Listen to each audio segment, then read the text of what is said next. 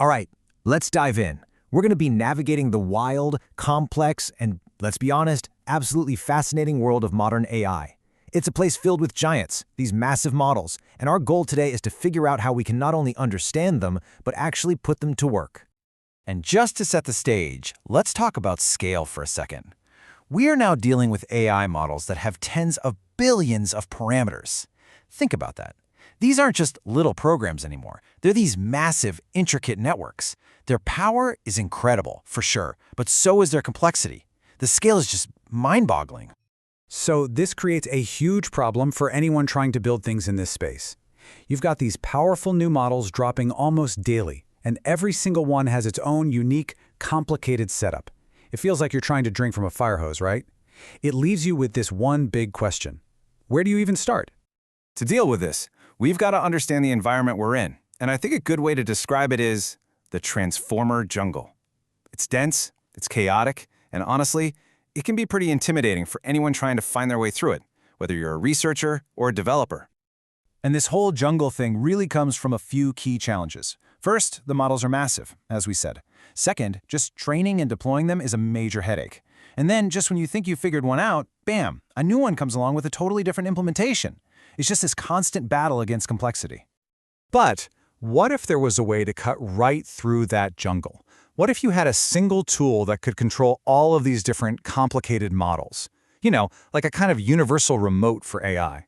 Well, that's exactly what we're going to talk about. And that tool is the Hugging Face Transformers Library. Its mission is incredibly simple, but so powerful: to give everyone one single, unified API to handle basically any transformer model out there. It's such a simple idea, but the implications for making AI accessible are just profound. But here's the thing. It's really important to understand that this is way more than just a collection of code. It's a philosophy. It is a very deliberate approach designed to take all that overwhelming chaos of modern AI and replace it with structure, simplicity, and real power. Okay, so let's get into it. How does it actually pull this off? Well, the library's entire design really rests on three core principles, or pillars, that all work together to create this simple yet incredibly powerful experience. So pillar number one is ease of use. The library takes what would normally be a huge engineering challenge, downloading, loading, and running a cutting-edge model, and boils it down to just a couple of lines of code. We're talking about the difference between weeks of setup and a few seconds of typing. The goal is to make it ridiculously simple to just get going. The second pillar is flexibility. And this is so crucial.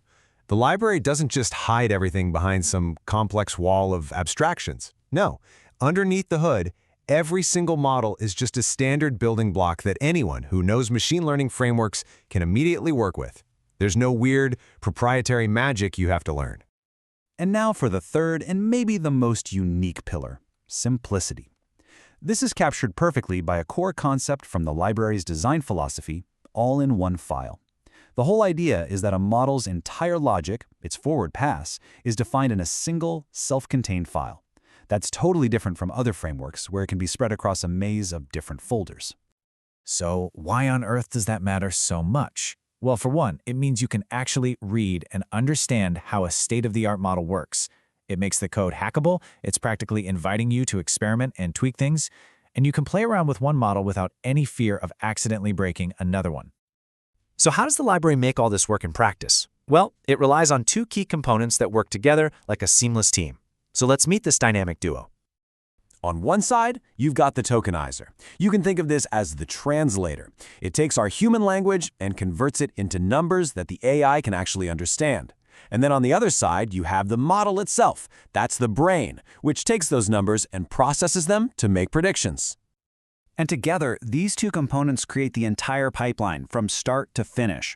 The tokenizer turns your text into numbers, the model processes them, and then the tokenizer can even translate the numerical output back into human-readable text. It's the whole workflow, from text in to text out, made simple. So we've seen how this incredible library manages to tame the titans of modern AI. And now the focus kind of shifts. It goes from understanding the tool to thinking about what you can actually do with it. The question really becomes about creation.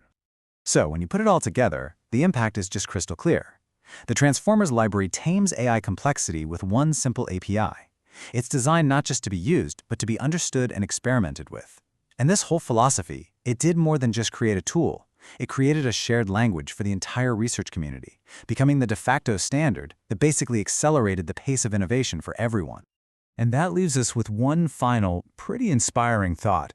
When the barriers to entry are this low, and the most advanced AI models in the entire world are just a few lines of code away, well, the only limit is your imagination. So the real question is, what will you build first?